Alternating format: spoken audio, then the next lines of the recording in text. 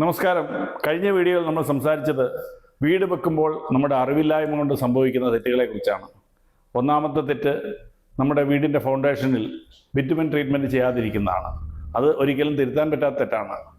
രണ്ടാമത്തെ തെറ്റ്, അത് തിരുത്താൻ കഴിയും, പക്ഷേ ഏറെ ശ്രമകരവും പണച്ചെലവുള്ളതാണ്.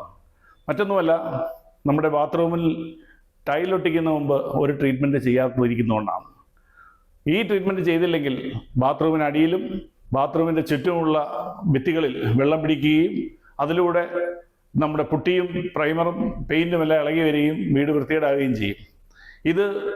ഇതിനൊരു പരിഹാരമായി ബർജർ പെയിൻസിൻ്റെ പ്രൊഡക്റ്റ് ഉണ്ട്. ഇത് ഡാം ചെക്ക് ടെക്നോളജി ചേർന്നതാണ്. ഈ പ്രൊഡക്റ്റ് കൊണ്ട് നമുക്ക് ഈ പ്രശ്നം പരിഹരിക്കാൻ കഴിയും. പക്ഷേ ടൈലെല്ലാം ഇളക്കി ടൈലിൻ്റെ ഭാഗത്ത് ഈ ട്രീറ്റ്മെൻറ്റ് ചെയ്യണം.